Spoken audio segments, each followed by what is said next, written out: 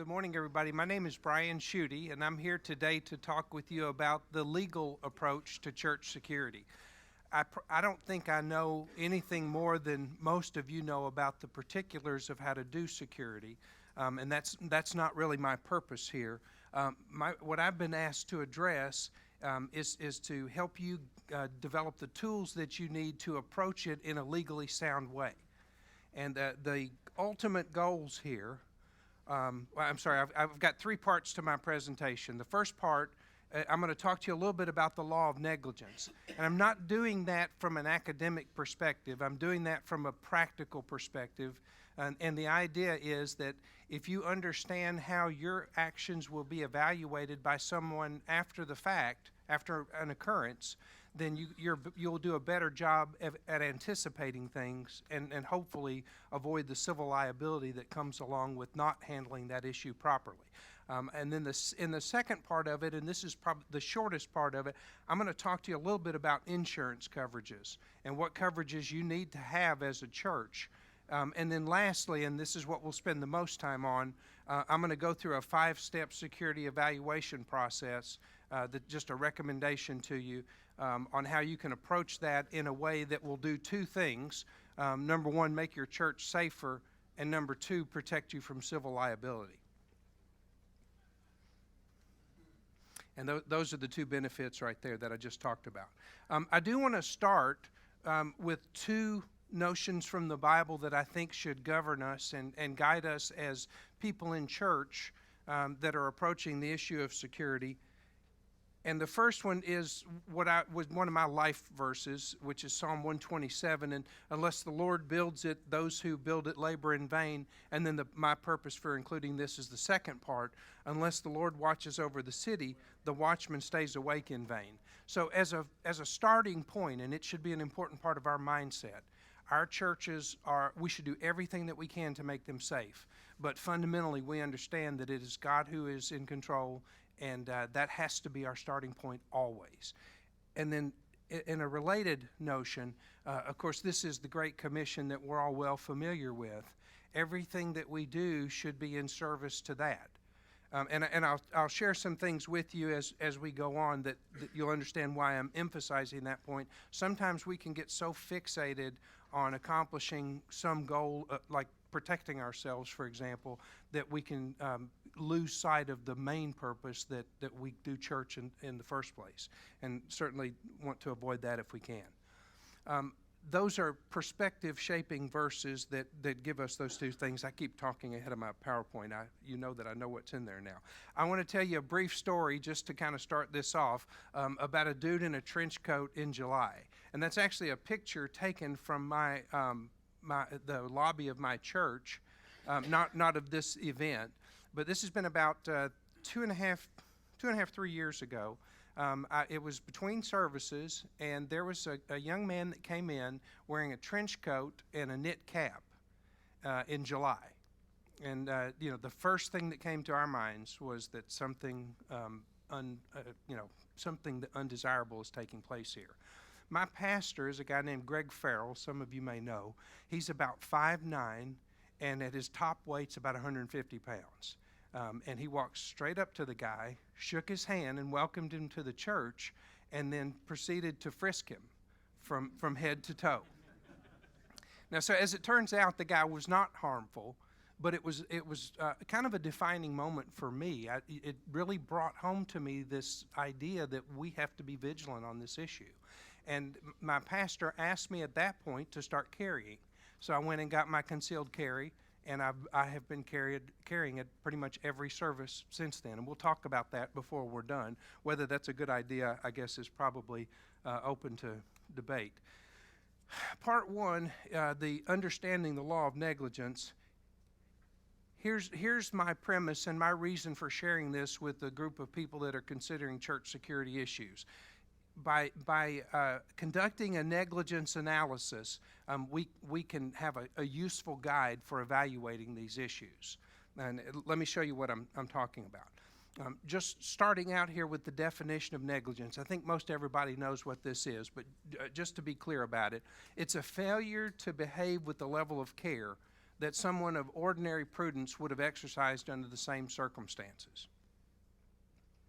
A recent Kentucky case kind of lays it out for us this way. To recover under a claim of negligence, the plaintiff must prove that the defendant owed a duty of care to the plaintiff, that the defendants breached that duty, that the breach was the proximate cause of, number 4, the plaintiff's damages. Now, why am I telling you that? I want to focus on these two particular issues, duty and breach. All right, and under the idea of duty, this is probably the best way to think about it. Everybody owes everybody a duty to exercise ordinary care to avoid foreseeable injury. It's called the universal duty of care. And Kentucky law embraces that. And most other states, this is a particularly robust way of describing it. That's how Kentucky does it. Other states will say it slightly differently, but ultimately to the same effect. And really what this boils down to is what is foreseeable? You know, what can you reasonably foresee as a risk that your church is facing in a given situation? And of course that's true for lots of different things, but of course we're here to talk about church security, so that's our focus. And the idea of foreseeability is, it's easy to state and probably a lot more difficult to really explore that, because we can sit here and dream up any number of things, and you know, almost anything you can say is foreseeable, so much so that that can be a meaningless concept. That's not the burden that the law places on us. The determination of foreseeability isn't something that a person evaluating your actions after the fact can use hindsight to do. Instead, it's based on some factors, and I pull this from actually a Texas case that a lot of the legal commentators that speak on this issue use, and it's found in other state law too, and I think it would apply in Kentucky. When you're approaching the issue of church security, and I'm thinking here of the active shooter type situation, your actions and your response and what you did before that will be the things that are most closely scrutinized. And one of the questions that will be asked is, did you act reasonably to deal with the foreseeable risks? So these are the factors that you should consider in determining what risks are really foreseeable. Number 1 is, what criminal conduct has previously occurred on or near the property? If you have an urban campus, you're probably more likely. If you're out in the country, probably much less likely. But that's a question that needs to be asked. How recently has the conduct occurred? How often does criminal conduct occur? And what publicity has been given to indicate that you would have a reason to know about it? Now, if you think about it, that's an analysis that really narrows down the possibilities of things that you should be required to foresee. Again, we should be as diligent as we can be, but I think we should keep a mindset of reasonableness about it too. You know, if you're in my church in Bowling Green, we're in the city. We have a little bit of crime in that area, and so there are some things that we need to do to protect people. But if you're out in the edge of the county in a rural church with 50 people every week, the burden on you is probably a bit lighter under this analysis. And so the key is to ask the question and to try to answer it well. And if you do that, then you've gone a long way toward meeting that obligation, that universal duty of care. Just ask that question in good faith, and I have some suggestions for how to approach that.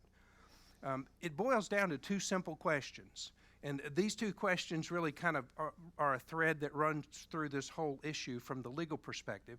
What risks can you reasonably anticipate, and what can you do to reasonably address those risks? So I've emphasized the word reasonable in each of those because, again, it's kind of like the arguments you have in college at late in the dorm, and people sit up and talk about crazy things until the wee hours of the morning, and some people will argue with you about the color of the sky and can just continue that argument on until you reach the point of ridiculousness. Is it foreseeable that an airplane or a meteorite, let's use a meteorite, is it foreseeable that a meteorite could crash through this roof right now? Well, of course it's foreseeable. Is it reasonably foreseeable, and is there something that we can do about it reasonably? And of course, I think the answer to that is no. And so that's the balance that I'm trying to communicate here, is that we need to have a balance about how we approach the issue, and we ask those two questions. Now, If you're too busy to ask 2 questions, we can actually boil it down to 1. What would a reasonable person do under the circumstances? That's the standard by which your church's actions will be measured, by how your individual actions will be measured after the fact, is did you do what a reasonable person would do under the circumstances? Now, a couple of different ways to think about negligence, but I'll tell you the attitude that I see most often, and I try to push back on it a little bit, and that is that anybody that would seek to hold my church responsible for something, well, they're just harming the church. And therefore, we should do everything that we can to avoid ever having to be responsible for negligence. I want to challenge that idea just a little bit. I'm not going to spend very much time on this, and I'm not even going to go through each of these real specifically, but there is ample biblical precedent for the idea that a person or an entity like a church should be responsible when it's careless and causes somebody harm by doing that. And so the church should be no different from that. If my law firm does something that causes somebody harm, we need to be responsible for that. If I'm careless when I'm driving, I'm texting and driving and I rear end somebody, I'm not saying that's actually happened, but it didn't cause damage. But the same thing happened to me where on the other side of that. I need to be responsible for that, and it is more consistent with the law of Moses and therefore the biblical principles that we draw from that for us to accept responsibility than it is for us to try to avoid that. The church shouldn't be hostile toward the notion of accountability. So when I talk about protecting yourself from civil liability, I'm trying to do that on the front end in helping you do those things that will help you exercise ordinary care. I'm not trying to do that on the back end that will help you escape the consequences of failing to do so. Okay? That is a sometimes controversial notion, and I'm about to make it a little bit worse here. This is language from a release, and I bet some of your churches have it too, and not everybody's going to agree with me on this particular point, but I'm going to put it out there anyway. This is language from a consent form for people to participate in the activities of a particular church. I think I took its name out. Yeah, it's just ABC Church there. And if you read that, that is what's called a pre-liability release. So in order for us to minister to your child, you have to agree to, in advance, release us from any liability for our carelessness. Yeah, even if we're negligent, we're going to ask you to sign this document that lets us off the hook in advance. Does anybody else see the problem with that? I'm going to make 2 assertions about that. It's unbiblical, and fortunately, it's usually unenforceable. Okay, pre-liability releases are only enforceable under narrow circumstances. But I wanted to touch on this just while we're in this area of negligence. There's a better way to do it, and the better way to do it is just a consent to participation. And that way you don't put your church in the position of trying to protect its insurance company from having to make a legitimate payment for liability. And we're going to have a Q&A. If you disagree with me, feel free to let me know. 3 practical observations, and I've alluded to one of these already. Generally speaking, we worry too much about being sued. All right? We should be bold in our ministry. We should not be fearful to the point that it prevents us from accomplishing that ministry. And then lastly, we should take wise risks.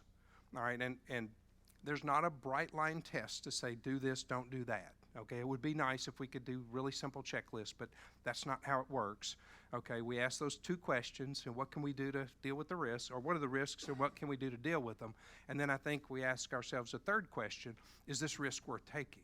And if it advances our gospel mission, let's just put our head down and do it, and if something happens, then so be it. We'll deal with the consequences of it. The alternative is to not spread the gospel as we should, and to not help people live out the implications of it as we should be doing, and therefore it's a paralyzing kind of fear. And I do see that in some of the churches that my law firm works with, is they can start out, or they can tend at least toward being more concerned about liability than they are about the gospel, and that's a harsh critique, but it's just the truth. that's the end of the negligence discussion. I want to move very, very quickly through insurance. An insurance is just a risk-shifting contract, okay? And like most contracts, the terms of the contract will determine what risks are shifted. And so it's really important when you do it that you get the right sort of insurance benefits. There are two duties in an insurance contract that this may be new information, but there is a duty to indemnify. That's what we think of mostly when we think about liability insurance. That means, if I hit your car and I damage it, it's my fault, my insurance company will pay to get it fixed. That my insurance company is indemnifying me against loss for my carelessness, and I've insured myself against that. The second, though, is a lesser known duty, I guess outside of legal practice, but it's the duty to defend. This can be as important and sometimes more important than the duty to indemnify, because what that means is your insurance company has to pay the cost of defending you against a claim. And I probably don't need to tell everybody that lawyers are expensive, and we charge by the hour. And if you have to bear that burden yourself and bear the burden of paying for the loss, it can really impair your ministry. So when you buy your insurance, make sure that you've got all the coverages that you need. If you don't, it's kind of a bad day when you find out that you don't have the coverage. And I want to add one important caveat here. Where an insurance company doesn't have a duty to defend, to indemnify, it doesn't have a duty to defend. Here's why I'm telling you that. There was a case down in Louisiana, and I've chosen not to go into any detail with it because I'm saving most of our time for the 5 steps and then for the Q&A portion of this. But there was a case in Louisiana where a mother and her children were abducted in the parking lot of the church, sexually assaulted, beat up physically, and she made a claim against the church saying that you should have done better with your security.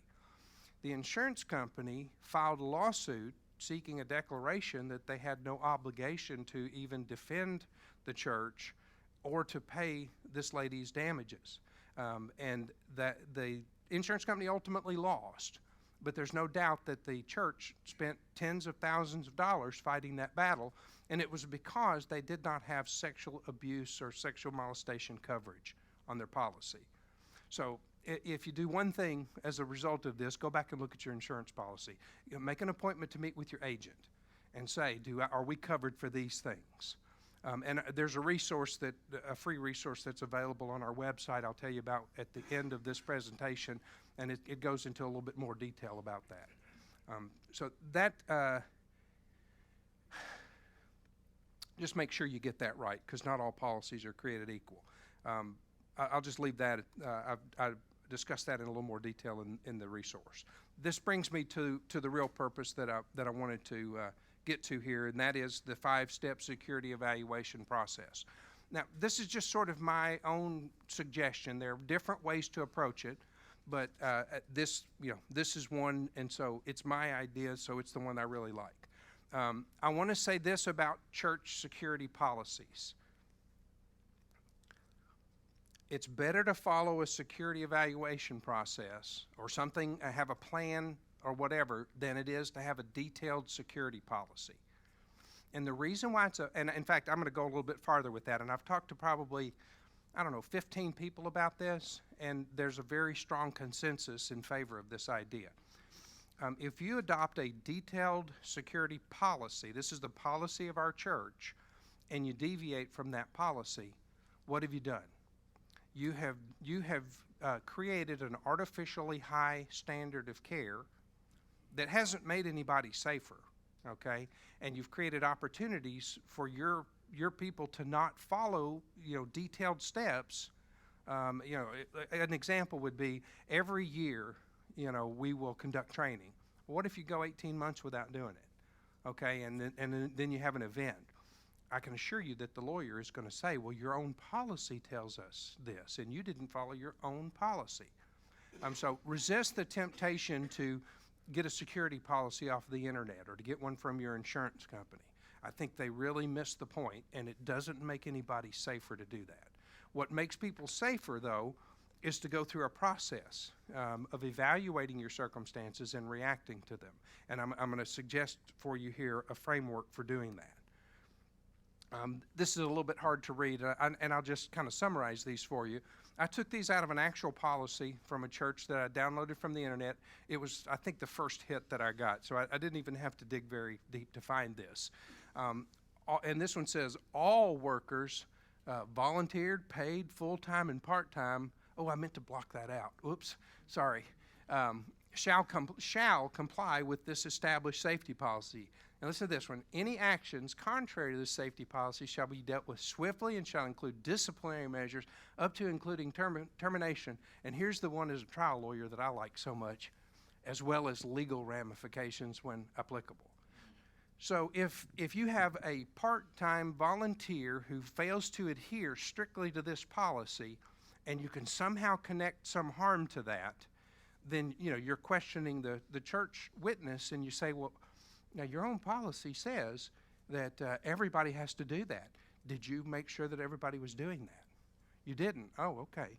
Well, and even in your own policy, you tell us that there are legal ramifications. Would you agree that we're in the midst of legal ramifications right now? And so you've contemplated that you'll be held responsible if you deviate from this. It's a devastating place to be. And the thing is, that policy, in my view, does not make anybody any safer. If it did, I'd have a different view of it. But given that it does not, it's a bad idea, okay? And the same, this mandatory reporting thing. Well, what is suspicious behavior? That's a difficult thing. It's easy to write down. It's very hard to do. Here's the point. Don't have a policy that's overly detailed. And don't heighten your own standard of care because it doesn't make anybody safer. It just makes you much more likely to be held responsible for something. You've not benefited anybody. Okay, here are the 5 steps. I'm going to put these all up at once, and I'm going to talk about each of these. And this is in the resource that you can download from our website. All you have to do is give us your email address, and that's it. So it's otherwise a free resource. It's as far as we're willing to go in the way of shameless self-promotion, that and the brochure that was in your seat. So here's step 1, assemble a security evaluation team.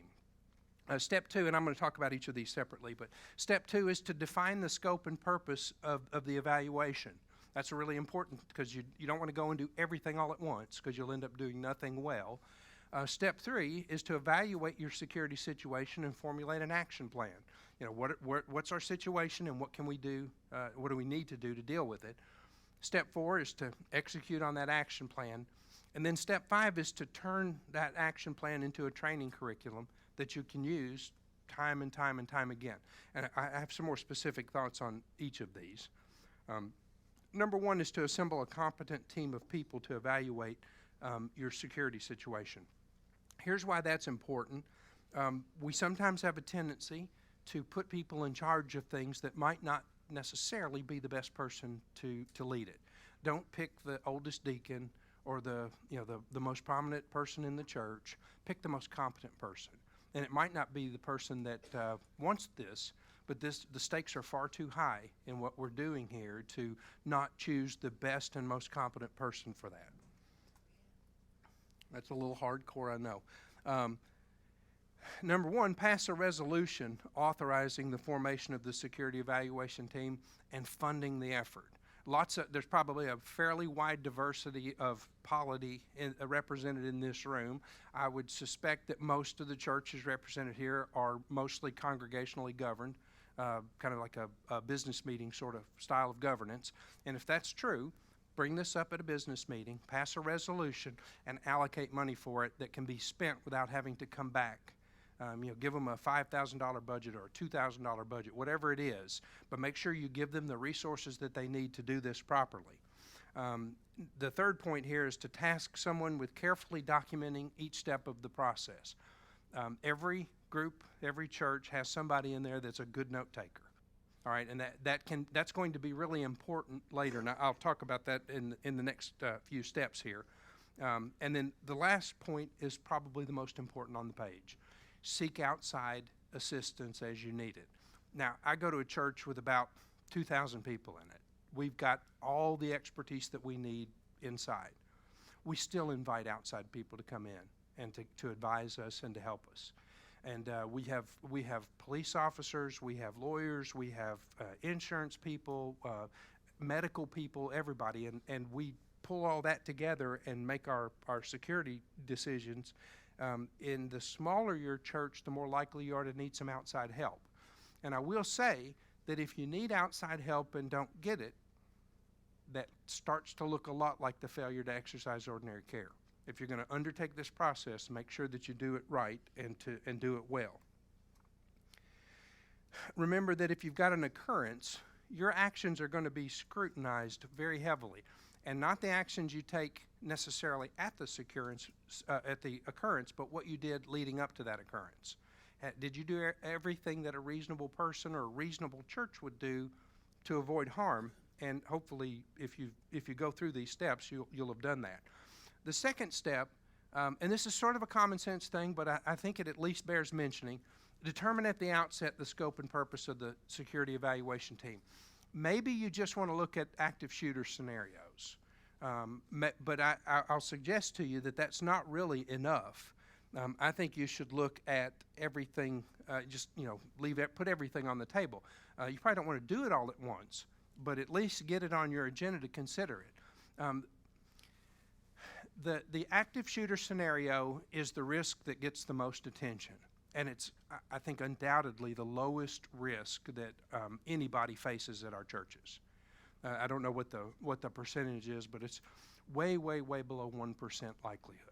That's not to say we should ignore it, but let's not overly focus on that. The protection of student ministry participants, that's a big one. Protection of children, that's the biggest one here. If you don't do anything else, do that one. Premises safety, that's a huge one. I mean, I do work for churches all over the place, and recently I went to a church and I went up there. Their ramp was about 40 degrees, which is a little much, but they didn't even have rails on the side of this patio. And I told them, I said, go get a rail on here yesterday. And the next time I went there, they had a rail, and they were really proud of it. There's such simple things that we can do to make our premises safer. And then lastly is transportation safety. If you got a church bus, don't even get me started about church buses. Let's move on to step 3, and this is where you do the actual evaluation. You analyze the risks and then determine what you can do to address those risks. Most churches will have to engage outside consultants. Some will cost money, and some won't. Here are some ways to get really inexpensive or even free folks to come in and help you. And I've got 6 of them there. Local law enforcement. All of us live in a county in Kentucky. Every county has a sheriff. Every sheriff is elected. Every sheriff wants to have happy constituency. I bet you if you call your sheriff and say, hey, would you come help us with security, he'll be there before you hang up the phone. Same thing, local health inspector or a fire marshal. I think it's a great idea to bring those folks in and to say, hey, what's wrong with us? What do we need to fix? And if you do that and somebody later gets hurt, the likelihood that you're going to be held responsible for it has been greatly decreased because you've done what a reasonable person would do. You've tried to address that. And I know we're mostly talking about the security aspect today, but I want to suggest to you that this process will work for a lot of different things and use it for as many as you can.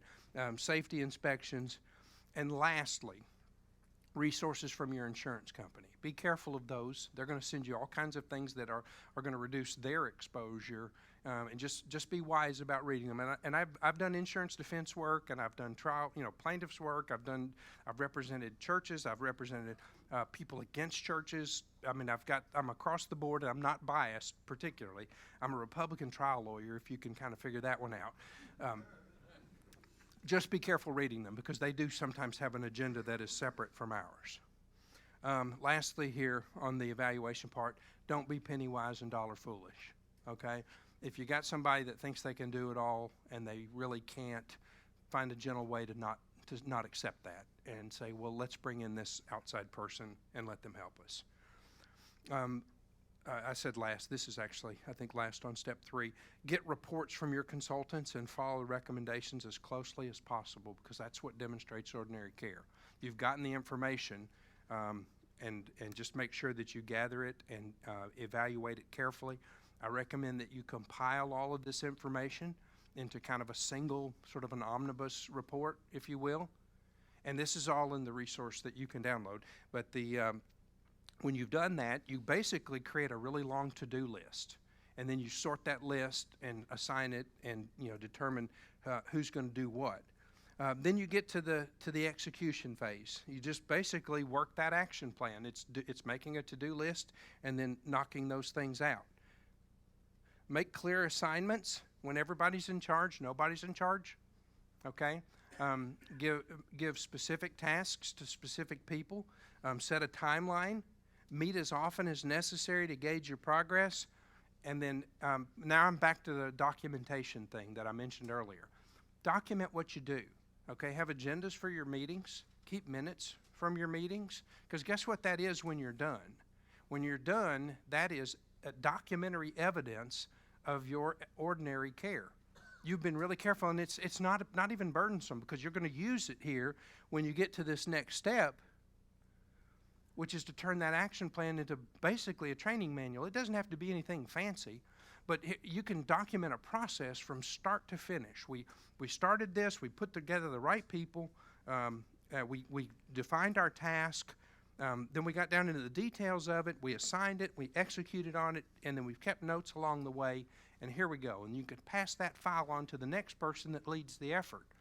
And what that hopefully will do ultimately is to help you develop a mindset of security, just a culture of continuous improvement. I just shot the breeze with interviewed sounds a lot better, I guess, for a presentation. But I interviewed 3 pastors on the staff at my church. Our senior pastor, our administrative pastor at our main campus, and then one of our campus pastors on all of these issues. And the one thing that I took from that was we've developed this culture of continuously evaluating that. And, if you do it often, you're going to be ahead of the game, because, you're just little bits of progress. It's that gradual accumulation sort of principle. And you end up with a much stronger situation. And so that's the diligent attention sort of piece of this is where you get the greatest payoff over the longest term. And that's going to make your church safer, and it's also going to insulate you from liability. I have reserved 20 minutes now for our Q&A. I hope there are questions. I know I've deliberately left some things aside. So we have a microphone, and this is being recorded. So let me give everybody the microphone here. It could actually, yes. So don't tell the name of your church. I had 2 questions. First of all, by having a delegation from the church attend a seminar like this, have we not already raised the bar, as you said, heightened our own standard of care to continue on with this process? Maybe, but probably not. Okay, so here's why. Willful ignorance is no more beneficial to you than learning it and doing something about it. So, I can close my eyes while I'm driving and say, well, I didn't see that car pull out in front of me.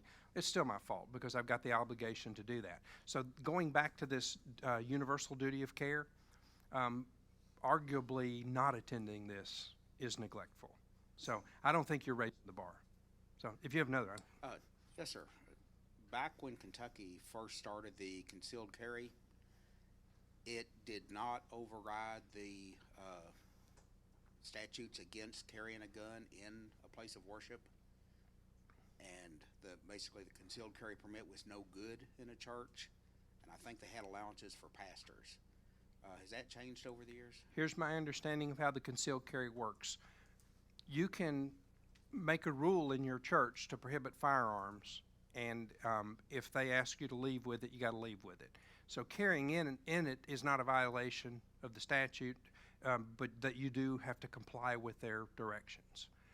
So now the places you don't carry a gun, you don't carry it to the courthouse. You don't carry it to a school. You don't carry it into any other governmental building. But as far as a private place, it's okay to carry it into those. And if they find out you have it, if you're truly concealed, nobody's going to know you have it. Kind of a don't ask, don't tell sort of variant, I guess. Then you should be okay. So I'm going to work my way back. We'll keep rolling here. I lived for many years in a foreign country called California. And Welcome to the yeah, really. normal world. Well, I've lived all over the country because of the military, but one time when I had to be part of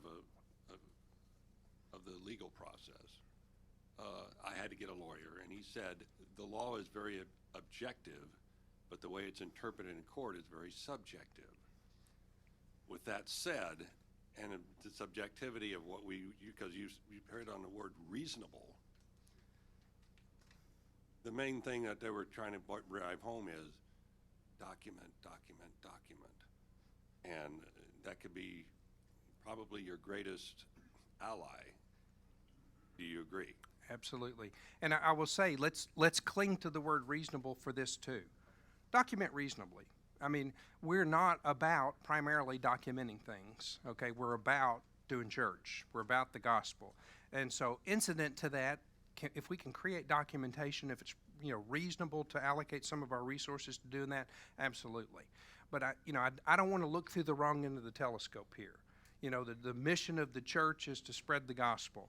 And as we undertake these lesser important but lesser tasks, let's do the things that we can do, but let's not ever turn the thing upside down. I personally think there are worse things than having a legal claim. And for the church, the worst thing would be to be ineffective as a church. And so take wise risks and just know that's the risk. I've been sued as a lawyer a couple of times. That's the risk of practicing law. I've never lost, but it does happen, and every time you get in a car and drive somewhere, you risk that. So let's not be so afraid of risks, but let's reasonably document what we do. So I'm going to keep working back. I will get to everybody, hopefully. Can you speak to reasonableness and preparation and firearms and that as part of your security evaluation and the training needed to address that? Yes. All right, so I'm going to start out with the most important thing, the kind of, if you don't hear anything else, hear this.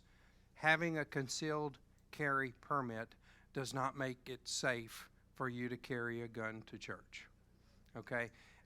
In fact, but at the same time, I don't advocate that you have a policy prohibiting firearms. I think that's overdoing it. I do think you should have a policy that largely discourages it. And policy, actually, I've misspoken. You should have a practice of discouraging, gently discouraging. But there are going to be certain people that you want to be armed. Law enforcement, military, people that are trained, people that you trust to do that sort of thing. Because it isn't the ability to fire a gun that makes that useful. It's the judgment when not to fire the gun. Okay? And so, to be specific, what's reasonable? Well, it's unreasonable to unleash a bunch of 21-year-olds with Glock 9s or 9mm Glocks on your church. And the first time somebody has a seizure in church, they pepper the front two rows. It's reasonable to have a trained law enforcement officer concealed carrying. It's reasonable to have somebody that has legitimate training. And there is actual training you can go and do. And if you want to put together a team of people that go and get the training and they can prove that they know what they're doing, I don't think there is. The question is, what's the standard and where do you go to find that? I'm going to throw it on the KBC because we talked about this a little bit. Some recommended resources. There's not a standard. Pick somebody that knows what they're doing, and you can look at their credentials and know. If I was a part-time auxiliary police officer for 6 months and now I've opened up a security company, don't come to me. But if you've got somebody that's a veteran police officer or whatever, you'll know. You'll know what's reasonable and what's not. So just be diligent and think about it. Your kids are sitting in that sanctuary. Do you want them to be in the same sanctuary as somebody that you've asked to be armed? And don't be afraid to ask somebody not to be. Here, I didn't mean to take your mic away. Well, in our specific situation, we don't have anyone military or law enforcement. So would it then be wise to just say no one will carry a firearm, or is there training we could send someone to go get in order to not get sued in that situation, I guess? Or I think it's overdoing it to say no one is to carry a firearm, okay? At the same time, I wouldn't recommend that you encourage someone that shouldn't have one to have one. I don't think you have an affirmative obligation to send somebody out for training, but if you do, make sure it's good training and make sure that you're persuaded that they are really ready to take on that responsibility. You know, and you can contract with off-duty law enforcement. How many people are at your church? about 100. You're getting close to that, you know, there's enough critical mass there where you may need to give that some consideration. We have armed police officers in every one of our buildings at every service. But we're a much larger church. A lot of the churches I work with have, 60 people in them. Is that reasonable and necessary? Probably not. And so reasonable is stated as an objective thing. As a matter of practice, it's probably a lot more subjective than that. So you were onto something. Did you ever thought about that, Larry? You came up front here. Yeah, the reality is, and you've hit on a lot of this, is often you have to know you're taking the risk.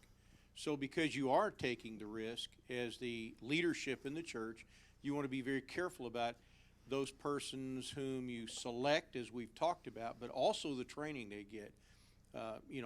I've been a cop and I've been a Marine, and I know you go through a lot of training in that, in doing it. And I think when you go through any kind of concealed carry, look at who you're going with in concealed carry, and is there the opportunity to go to the next level of training? Most police officers, experienced police officers who do concealed carry classes, have the ability to work beyond that. What is the next level of doing it? I would want everybody I had in my church, and ones I talk to, the ones I attend, the church I attend, is they go the next level. You just don't go concealed carry. Concealed carry only gives you the ability to practice Second Amendment rights, and nobody's saying that shouldn't be allowed. But in a room like this, if anybody pulled a weapon and there was somebody across the room, how accurate, or I was a sniper in the Marines, how accurate can you be? It's really difficult to pull that off in a crowded situation. It's easy in the jungle, but it's not in a crowded situation. And that's what you're having to look at. And so those are the things that you would be practicing as you walk through the scenarios and doing it. And many times, anybody who's been a policeman or in military, you walk through a lot of dry fire practices about what would this look like? How would it look? What would we do? And you don't get that in concealed carry. You do get that in some of the advanced training, though. So you're the one that's looking at demonstrating that you have considered what is the reasonableness of it. And as an attorney, if I'm coming behind that situation and evaluating your actions, if you've sent somebody to some advanced training and there's still something bad that happens, I don't know that I can say you were negligent. It's a heat of the moment situation, and I think most people will understand it. And I think that, and this will definitely not be a unanimously held opinion here, but I think juries usually get it right. They'll usually get to the right answer. Not always, but the vast majority of times. There are certainly exceptions. So, the slides that you had up here, do you have those on a handout, or are they on your website? Everything, you have a mountain of information there, good information. Is it available? yes, it is. If you go to our website and it's on your brochure there, there's something on there that says Church Security Download, and go there, and there's about I think it's a 16 or 17 page ebook that we did that contains all of this information and a little bit more. So, yes, sir. This is why he's wired, and the session out front, even some of you in overflow may have been there, weren't able to see all of the projections of everything that was up. All of this, once this is over, will be compiled, and the KBC is putting it on their website for security so that it will be available to you. The comments and things that have gone on, we're going to try to make that available to you. Can I scrub out the name of that church before you do that with mine? So, who was next? I'm sorry. This is a hard to choose among you who gets to ask a question. So, Thank you. Thank you. As far as representation to indemnify or defend in the event that a volunteer in a church, so a church puts together a team of volunteers and a volunteer steps forward, and then that volunteer at the end of the day gets sued. Is it an individual thing typically, or would it be against the church? And whose insurance company would typically step in? Is there a possibility the homeowner's insurance could be sucked into that too? You sue everybody at the scene of the accident, okay? And because as a trial lawyer, you want to pull as many. Could y'all pass that down? I think there was a hand. You want to bring as many pots of money in as possible. The homeowners will very, very likely provide coverage. The church's carrier is going to provide coverage because when you put that team together as a church, you're responsible for what they do. Okay, so have lots and lots of insurance. So, yes, sir. I'll get right. When you find language that you specified in your insurance policy, what's the best way to change it? Do you get another policy? Do you ask them to take it out, or You're not going to get far with your insurance company trying to negotiate the policy form. Okay, use your agent. Okay, let your agent be your translator because your agent interacts with underwriters. Underwriters put those policies together, and it might not be a matter of trying to get that company to change its policy as much as it is getting your agent to put you with a company that will write you well. So, and it does make a difference what company you have. I have war stories, but I'll keep those since our time is limited. Can y'all pass that back over, please? I'm going to get. I think I've passed you over 4 times, so here we go. Oh, no, it's okay. I know we're primarily talking about safety around farms and stuff like that, but on your website, do you have liability type stuff about first aid, CPR, some of the things that come up about that? We don't, but I will suggest to you that this process works for any of that. Okay? If you'll put a team together, evaluate, compile your recommendations, and then act on those. I got to go to the back of the room after this one because you're overrepresented on the front here. Be real quick. It's my understanding, talking to people that has concealed carry or taking classes and stuff like that, that if you went to a business and they can't bring a weapon into the business and something happened there and they didn't have security at all, then they'll be going to be reliable that you couldn't defend yourself there at that particular place. So I would see that be the same reason, same concept here at a church. Would you agree with that? Well, I'll tell you the critical distinction to make is self-defense versus defense of others. Okay? Under self-defense, I can have a good faith subjective belief that I'm about to be killed or harmed, and I can be wrong and still not be charged with a crime. But when it comes to protection of another person, that becomes an objective standard, and I have to be right. And so the bar on security, trying to protect other people, it goes way, way up. So that's the reason I suggest that we don't have a lot of people carrying. It's just really not a good idea. I'll get back to you.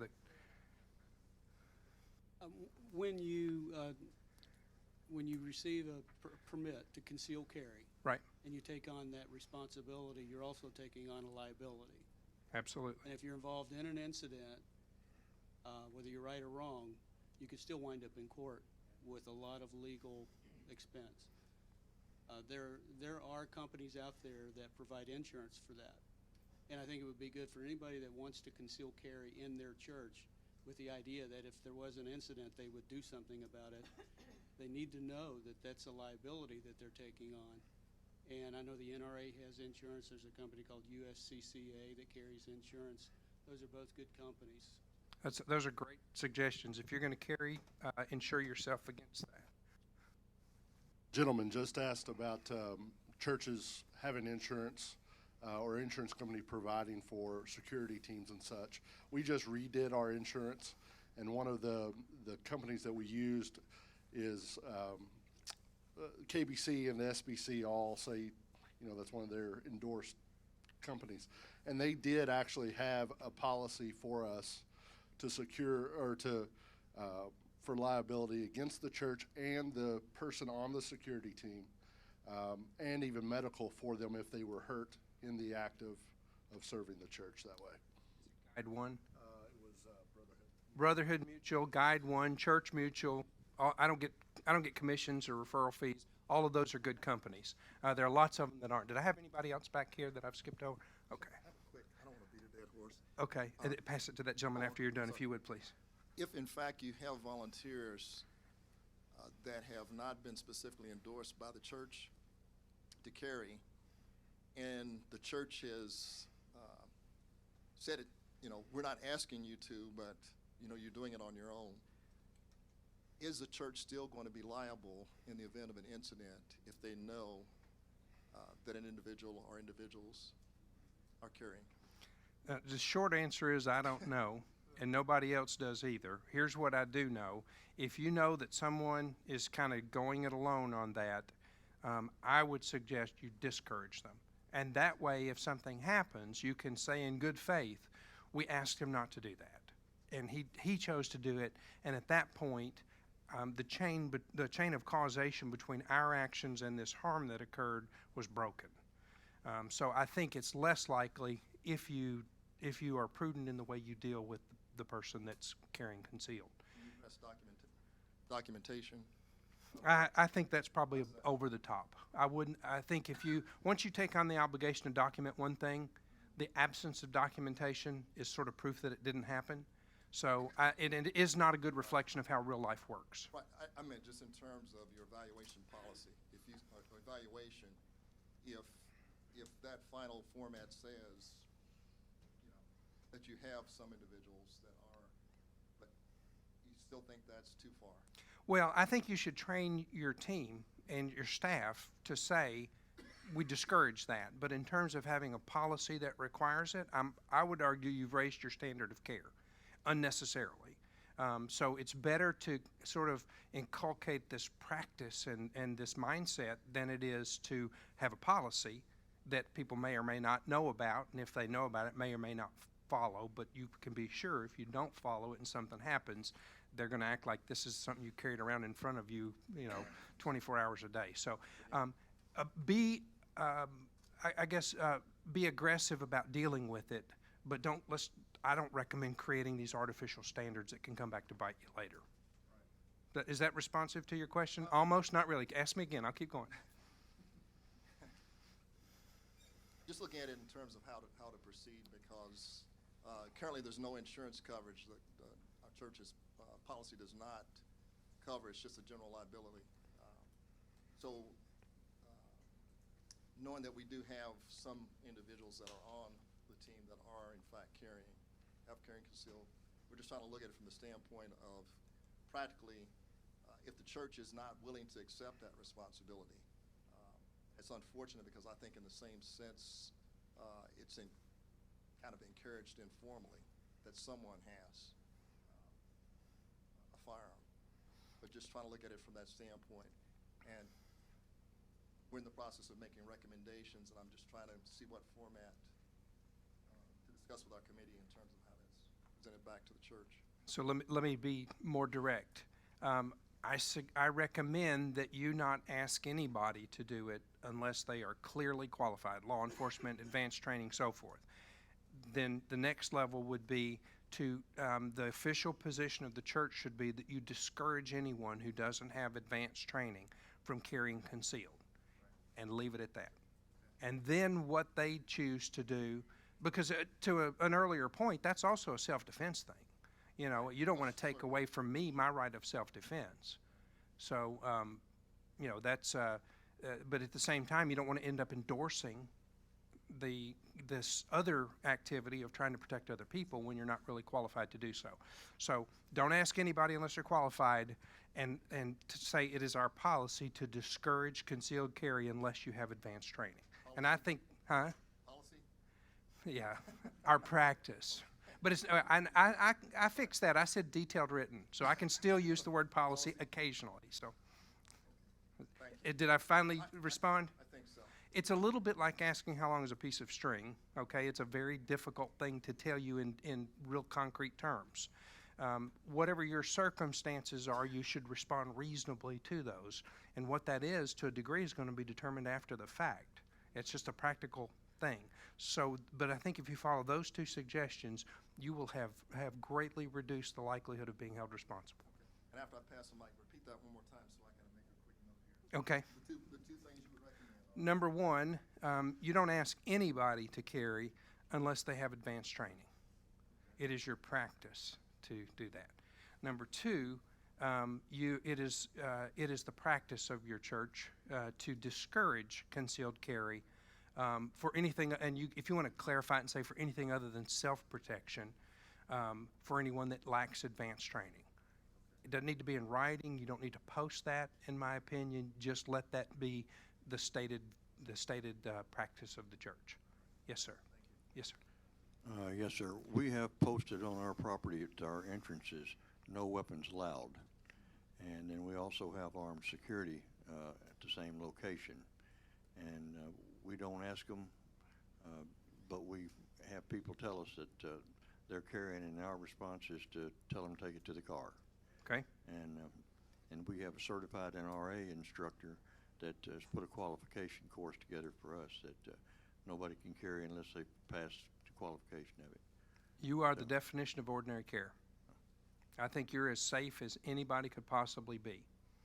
I would personally probably disregard the thing about not carrying because I feel like I have a right to protect myself. But you've put your church in a really excellent position of saying, this is our rule, and we're not going to strip search everybody or run them through a metal detector every time they come to church. So I think the likelihood of your being held responsible is very, very low. Our insurance agent stated that we have invited people to come to the church, and since we have invited them and they bring a weapon in and use it on someone, that we are automatically involved in the lawsuit because we've invited them there. I think that may overstate it a little bit, but there's a kernel there that I would agree with. So I'm getting the wrap it up signal. So you can email me questions. There's an email on the website. I'll be happy to answer as many of them as I can.